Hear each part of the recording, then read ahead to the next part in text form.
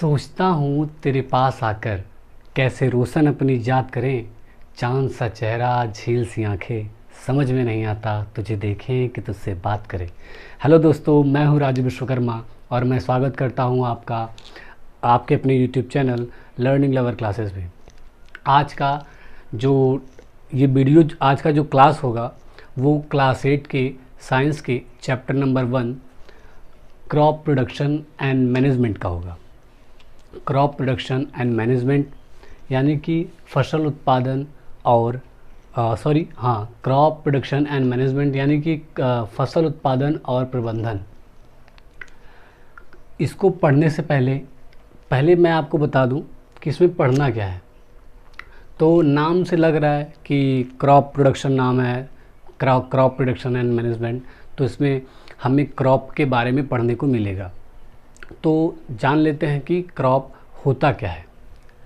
When plants of same kind यानी कि जब एक ही प्रकार का पौधा आर ग्रोन यानी कि बोया जाता है या उगता है and cultivated at one place यानी एक ही स्थान पे एक ही प्रकार का पौधा जब लार्ज स्केल यानी बड़े पैमाने पे बोया जाता है तो उसे हम फसल कहते हैं। हिंदी में फसल कहते हैं, इंग्लिश में क्रॉप कहते हैं। तो मैं आपको दोनों बताता चलूँ ताकि क्योंकि हमारा मदर टंग हिंदी है तो कुछ बच्चों को नहीं समझ में आता, तो उनके लिए मैं हिंदी भी बताता चल रहा हूँ।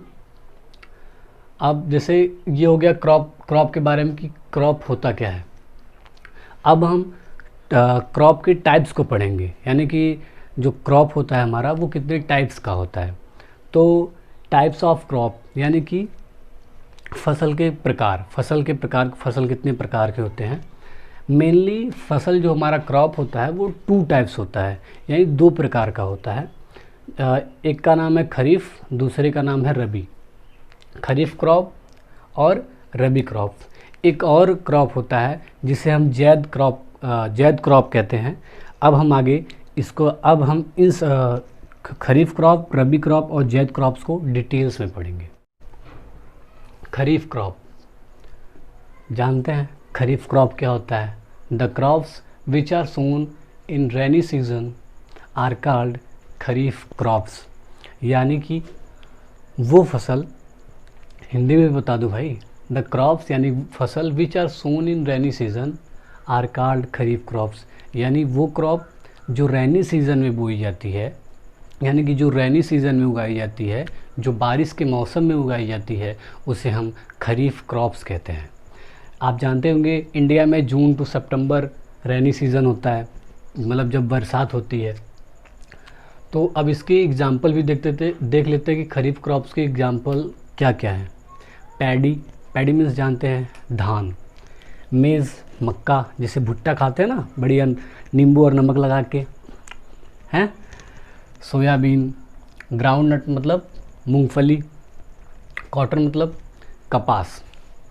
रबी crops, the crops which are sown in winter season are called rabi crops, यानी कि वो फसल, वो क्रॉप जो विंटर सीजन में उगाई जाती है, विंटर सीजन में बोई जाती है, उसे हम क्या कहते हैं, रबी क्रॉप्स कहते हैं। और विंटर सीजन कब होता है, कब से कब, अक्टूबर से लेकर मार्च तक, लगभग फरवरी तक ही होता है। थोड़ी बहुत ठंडी लगती, मतलब मार्च में तो लगभग नहीं लगती है।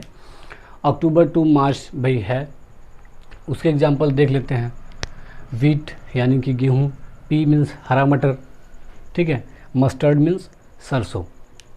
अब देखते हैं, मेनली देखिए ये खरीफ और रबी क्रॉप्स ही है, लेकिन एक एडिशनल होता है जैद क्रॉप्स को मेनली मतलब क्यों नहीं लिया जाता, लगभग बताया नहीं जाता, क्योंकि ये हमारे देश के किसी मतलब कहीं कहीं बोया जाता है जैद क्रॉप्स वगैरह। कंट्री के सभी भागों में नहीं बोया जाता, सभी राज्यों में नहीं बोया जाता, इसलिए। तो मेनली 2 ही होते हैं, खरीफ और रबी। जैद भी देख लेते हैं, जैद क्रॉप्स।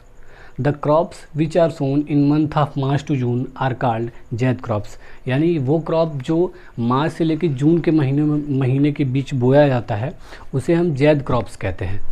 उसके एग्जाम्पल देखते हैं हम। मस्क मेलन, वाटरमेलन और पम्पकिन, ठीक है, यानी खरबूजा, हिरमाना और कद्दू, जिसे हम लोग गांव में कोहड़ा कहते हैं, ठीक है।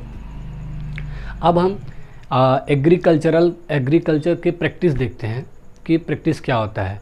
यानी जो गांव में रहते हैं, क्योंकि शहरों में तो ये तो होता नहीं है, गांव में ही होता है, तो हम एग्रीकल्चर प्रैक्टिस देखेंगे। एग्रीकल्चर प्रैक्टिस में क्या क्या होता है वो सारे पॉइंट्स हम आगे देखेंगे। एग्रीकल्चरल प्रैक्टिस यानी कि द एक्टिविटीज़ और task required to perform for the cultivation of crops are called agricultural practice. यानी कि हम क्रॉप को कल्टीवेट करने के लिए वो टास्क या कोई जो एक्टिविटीज़ करते हैं, जो काम करते हैं, जो कार्य करते हैं, उसे हम क्या कहते हैं, एग्रीकल्चरल प्रैक्टिस। तो वो कौन कौन सा कार्य है या हम क्या क्या करते हैं अपने फसल को उगाने के लिए, उसका उत्पादन बढ़ाने के लिए, देखते हैं अभी। प्रिपरेशन ऑफ सॉइल, सबसे पहले हम क्या करते हैं, उसके सॉइल को प्रिपेयर करते हैं, यानी उसको वहाँ से घास वगैरह निकालते हैं, या इसको डिटेल्स में एक एक अलग अलग इसका वीडियो आ जाएगा आपके लिए, कि पहले देखिए वीडियो बड़ा ना हो जाए, इसलिए मैं क्रॉप प्रोडक्शन एंड मैनेजमेंट को 3 पार्ट में बनाऊंगा। पहला अभी ये बता दे रहा हूँ एग्रीकल्चर प्रैक्टिस तक। दूसरे में क्या होगा, इसके आगे फर्टिलाइज़र्स यानी कि preparation of soil, sowing of seeds, adding manure and fertilisation, irrigation, protection from weeds, harvesting और स्टोरेज, ये सब आएगा। और तीसरे में क्या होगा, ये इसमें जितने भी क्वेश्चन हैं उन सबको मैं सॉल्व कराऊंगा, यानी कि क्वेश्चन तीसरे पार्ट में क्वेश्चन और आंसर होगा, यानी Q&A सेशन होगा। तो प्रिपरेशन ऑफ सॉइल, इसको हम एज ए हेडिंग पढ़ लेते हैं, हम डिटेल्स में इसके अगले वाले पार्ट में पढ़ेंगे। Sowing of seeds, adding manure and fertilisers, irrigation, protection from weeds, harvesting and storage.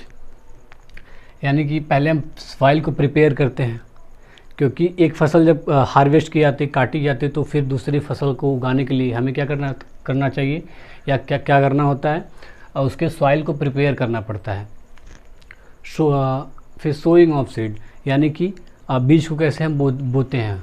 जब सॉइल प्रिपेयर हो जाएगा, अच्छी तरीके से मेंटेन हो जाएगा, तो हम क्या करेंगे, उसमें जो सीड्स होता है उसको बोएंगे, यानी कि सोन करेंगे, यानी कि बोएंगे, बीज को हम बोएंगे। उसके बाद क्या करेंगे, पहले सॉइल को प्रिपेयर करेंगे, फिर सीड्स को उसमें सोइंग करेंगे, यानी बोएंगे। उसके बाद क्या करेंगे, एडिंग मैन्योर एंड फर्टिलाइजर्स, जब हम बीज को बो देते हैं उसके बाद हम क्या करते हैं, मैन्योर यानी जो हमारे घर में ऑर्गेनिक मैटर होता है, ऑर्गेनिक सब्सटेंस होता है, जिससे कि क्या कहते हैं उसे, हाँ, पौधों को न्यूट्रिएंट्स मिलता है, जो घर में बनाया जाता है, यानी फील्ड में तैयार किया जाता है, उसे हम क्या कहते हैं, मैन्योर। और जो फैक्ट्रीज़ में बनाया जाता है उसे क्या कहते हैं, फर्टिलाइज़र कहते हैं। फर्टिलाइज़र, उसके बाद होता है इरिगेशन, फिर प्रोटेक्शन फ्रॉम वीड्स, फिर हार्वेस्टिंग, फिर उसका स्टोरेज। तो ये हमने एज ए हेडिंग पढ़ लिया। डिटेल्स में इसके अगले वाले वीडियो में हम पढ़ेंगे। तो चलिए वीडियो को यहीं पे वाइंड अप करते हैं, आपसे विदा लेते हैं। जय हिंद, वंदे मातरम।